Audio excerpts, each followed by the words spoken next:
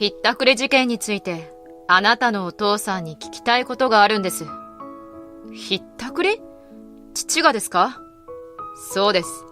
お父さんにはひったくりの容疑がかかっています。お父さんは今ご在宅ですか？はい、いるにはいますけど、見ますか？俺の口ぶりに警察官は一瞬不思議そうにしたが、会わせてくださいと言ったため、俺は警察官を家にあげて和室の引き戸を開いた。父はここにいます。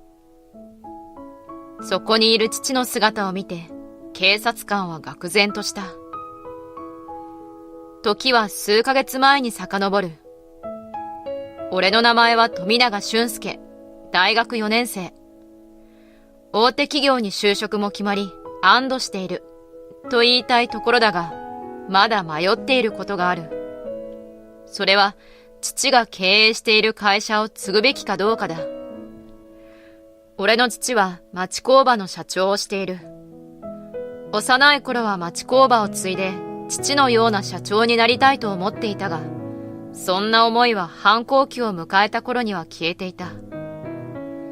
いつも作業着で油汚れまみれの父を俺は恥ずかしく思うようになっていった。その思いは思春期になっても今になっても変わらず心のどこかにある。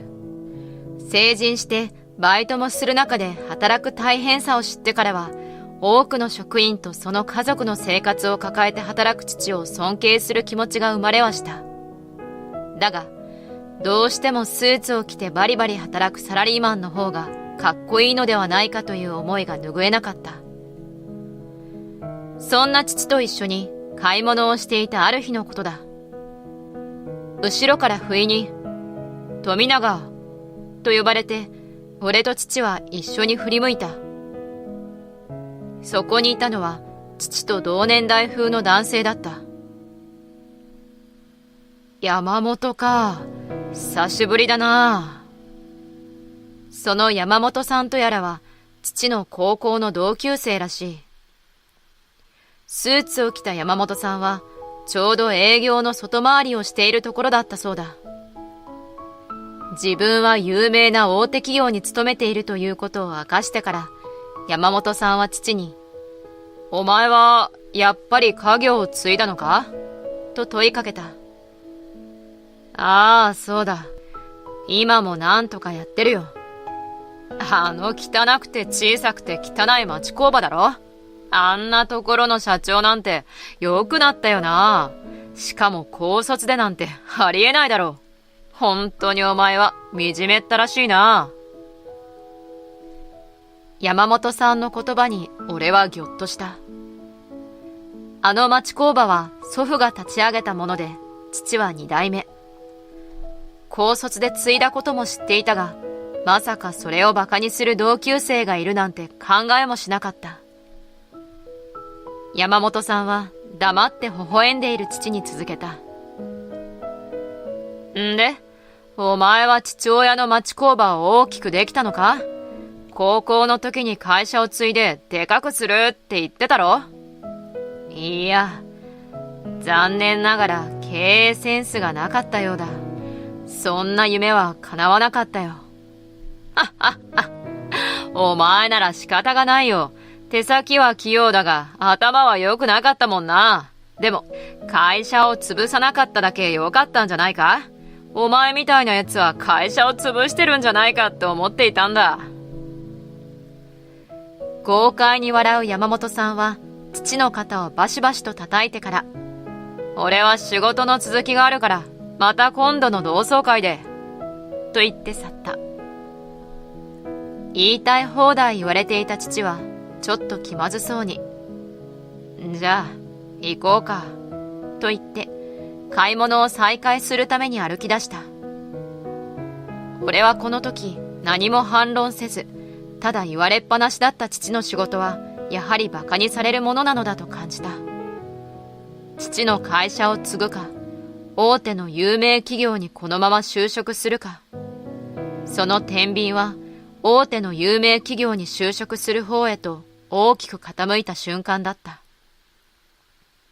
数週間後、父の同窓会が開催された。場所は偶然なことに、俺がバイトで働いている居酒屋だった。その日のバイト先は客が多くバタバタしており、俺はなかなか父の同窓会が開かれている席に食事やお酒を運ぶ機会はなかった。ラッキーと思っていたが、しばらくしてその席に行く機会ができてしまった。父の同窓会にお酒を持っていくなんて少し恥ずかしい気がしたが、仕事であるため黙って持っていく。うちの居酒屋は全室個室だ。大部屋の一つを貸し切りにして開催されている父の同窓会の席に顔を出すと、ちょうど出入り口付近にいた父が、おー、俊介、と笑顔で声をかけてきた。もしかして息子さんと、そばにいた女性に聞かれた父が、俺を息子だと紹介したため、俺は、父がお世話になっております、と丁寧に挨拶をしつつ、持ってきた飲み物をテーブルに並べた。目元が父によく似ているだの、真面目なところもそっくりだの、酔っている父の同級生たちに絡まれて、俺が気まずく笑っていると、少し離れた席にいた山本さんもこちらに気がついたようで、この間もあったなぁ、と声をかけてきた。俊介くんだったか？富永がやっている町工場を継ぐつもりなのか？酒臭い山本さんの問いに、俺が嫌悪を感じながらも素直に、いえ、まだ考え中です、と答えると、山本さんは大声で、やめておけと言った。富永の会社なんて大したことはない。こんな奴の会社を継ぐより、俊介くんも会社勤めをするべきだ。俺のように。そう言って、山本さんは自分の職歴を自慢しだしたが、どうにもおかしい。以前会った時は営業職だと言っていたのに、今は経理部の部長になったと話している。俺は違和感を覚えたが、指摘すると厄介なことになりかねないため黙っていた。だが、酔っていた父の口は軽くなっていた。前に会った時からちょっとしか経っていないが、部署を異動したのか？偶然会ったあの時から数週間しか経っていないはずだが、ずいぶん早急な移動だったんだな。営業は肌に合わなかったのか？父の言葉に山本さんのペラペラとよく喋っていた口が止まる。焦った様子の山本さんは、そうだ、とうなずいていった。そうだ、俺には営業職なんていう泥臭い仕事は合わなかったんだ。移動したらすぐに経理部の部長になったんだ。おかしいな。その会社は外資に吸収合併されて、経理関係は海外に拠点があると聞いたぞ。父が指摘した通り、山本さんが自慢していた会社は外資に吸収合併された会社だった。それが分かっていて指摘していなかった人は他にも多くいたようで、父の指摘でどっと笑いが上がった。なあ、山本、どうなんだよ。吸収合併されたところで経理部長をしてるのか？うるさい。こんな会にいられるか。笑われてしまった山本さんは悔しさからかブルブルと震えて、俺は帰らせてもらうと言って大きな足音を立てて帰って行ってしまった。悪いことしたかなという父に周囲がそんなことはないと言っていたため、山本さんは昔からああいう性格なのだろう。むしろよく言ったと褒められる父を見て、俺も嬉しい気持ちになった。酔っていたとはいえ、みんなが言いづらかったことをビシッと言った父はなかなかにかっこよかった。そんな日から半年が過ぎた。俺は相変わらず父の会社を継ぐべきかどうかを悩む日々を送っていた。その悩みは日々深まるばかりで、正直どうしていいのか自分でもわからないほどに混乱していた。ある日のこと、実家でくつろいでいるとインターホンが鳴った。母は不在だったため、俺が玄関に出た。はい。こんにちは。富永さんですね。そういった訪問客は制服に身を包んだ警察官だった。驚いた俺は固い声で、はい、と返事をする。何かやってしまっただろうかと不安に思っていると、警察官は言った。ひったくり事件について、あなたのお父さんに聞きたいことがあるんです。ひったくり？父がですか？そうです。お父さんにはひったくりの容疑がかかっています。お父さんは今、ご在宅ですか？はい。いるにはいますけど、見ますか？俺の口ぶりに警察官は一瞬不思議そうにしたが、会わせてください。と言ったため、警察官を家にあげて和室の引き戸を開いた。父はここにいます。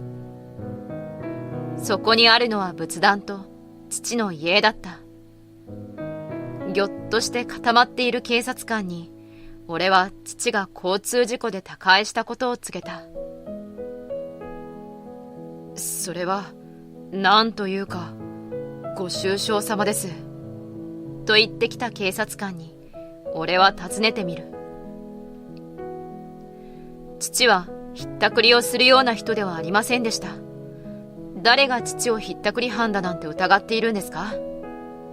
それは個人情報なのでお伝えできかねます。今日は本当に失礼いたしました。俺に何度も謝罪をしてから警察官は帰っていった。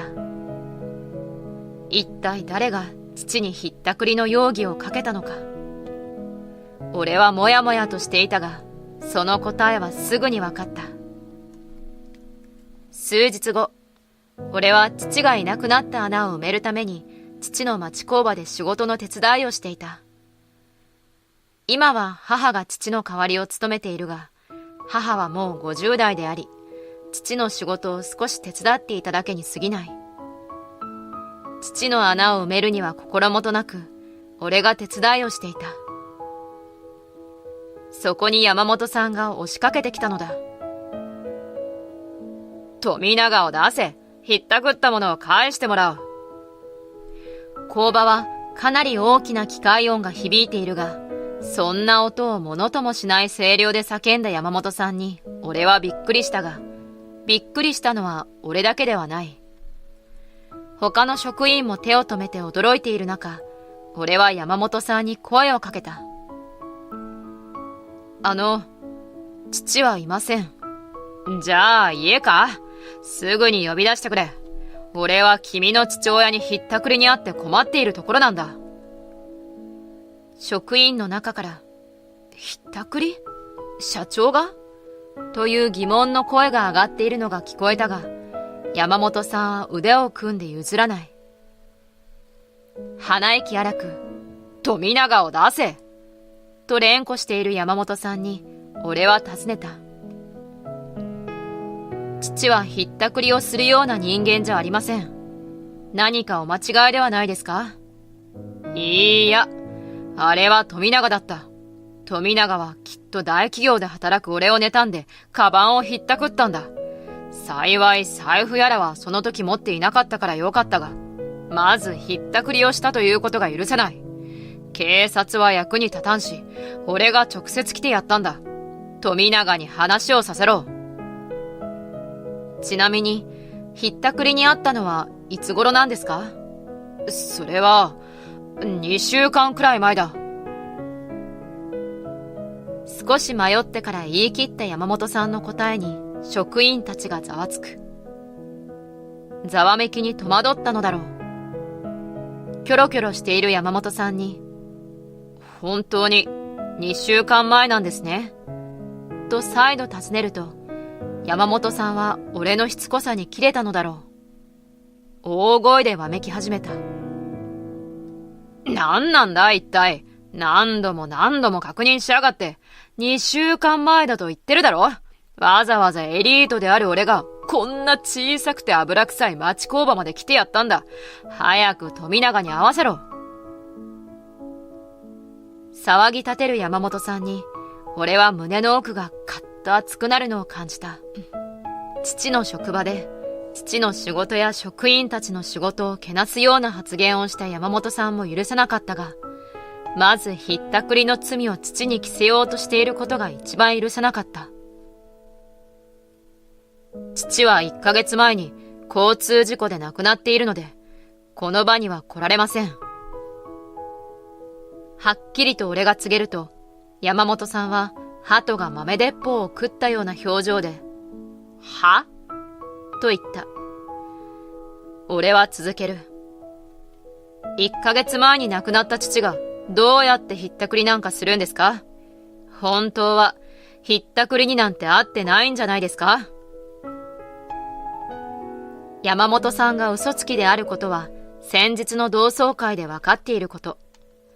後からこっそりと父の同級生に教えてもらったが、山本さんは学生時代から嘘つきだったそうだ。さらに山本さんが好きだった女子が父を好きだったということもあって、山本さんは父に無駄なライバル心を昔から抱いていたらしい。そんなくだらないライバル心で父に濡れ衣を着せようとしている山本さんを許すわけにはいかなかった。じゃあ1ヶ月前にひったくりにあったんだ。亡くなる直前にひったくりをしたんだろ。まだ食い下がってくる山本さんにとうとう俺が怒鳴りそうになった瞬間、別の方向から怒鳴り声が聞こえてきた。社長がそんなことするわけないでしょ。社長は真面目が服を着て歩いているような人なんですよ。そうですよ。うちが万年人手不足なのは社長が技術を教えては独立を促しちゃうからなんです。利益なんて考えずに職員や取引先のことばかり考えている人のいい性格だったんです。山本さんがひるむ中、次から次へと父を称える声が上がる。俺は素直に感動した。父の仕事を恥ずかしいなんて思っていた自分自身が恥ずかしく思えた。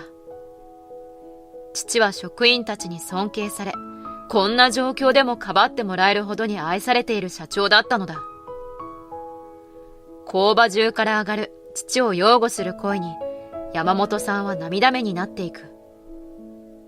俺はとどめに告げた。嘘の罪を父に着せようとしたこと、しっかりと警察に相談させてもらいますからね。そう言うと山本さんは、と声を上げて工場から逃げるように出て行った。その後、俺は宣言通りに父が山本さんに濡れ衣を着せられていることを警察に相談しに行った。証拠は職員の一人が気を利かせてスマホで録音してくれていた山本さんの発言だ。あの時の言い争いを職員の一人が録音してくれていたおかげで証拠が残っていたのだ。警察は証拠があったためすぐ動いてくれて、山本さんはあっという間に捕まった。山本さんは相手をはめるために嘘の罪を訴えたことが罪となり、しばらくは檻の中らしい。生前の父をバカにし、亡くなった後にも濡れ衣を着せようとした。痛い目に遭ってくれた方がいいと、俺はすっきりとした気持ちになれた。数日後、山本さんの妻を名乗る人が俺と母さんのもとに菓子折りを持って謝罪にやってきた。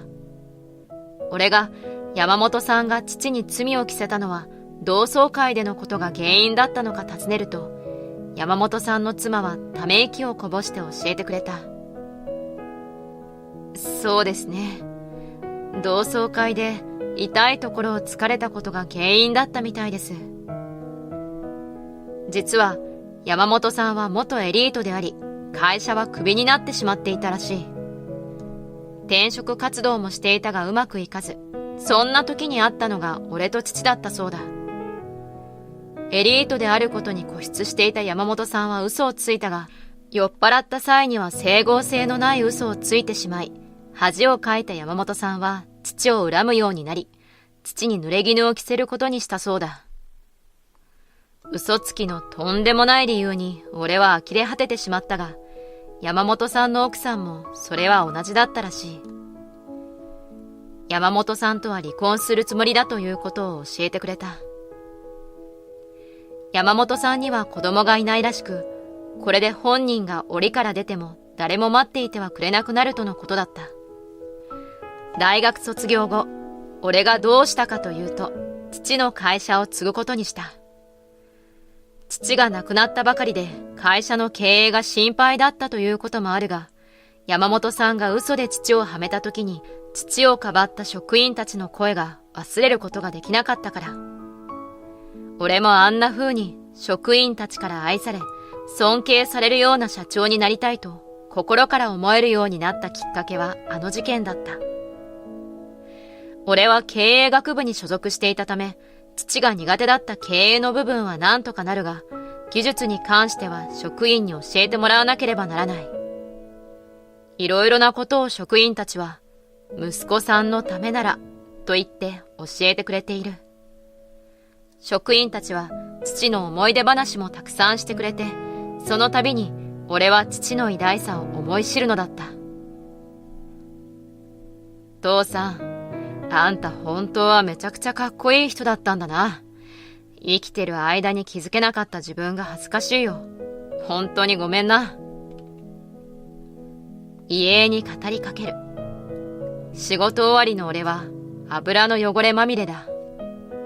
これをかっこ悪いと思っていた自分が今ではとても恥ずかしい。この汚れは父がどれだけ一生懸命働いていたかの証だったのだ。俺、父さんみたいな社長になれるように頑張るよ。父さんの夢も絶対に叶えてみせる。遺影に語りかけると父が微笑んだような気がした。俺は父のような社長になるためにこれから必死で努力していくつもりだ。祖父の代から続く町工場を大きくするという父の夢を俺の代で叶えたいと思っている。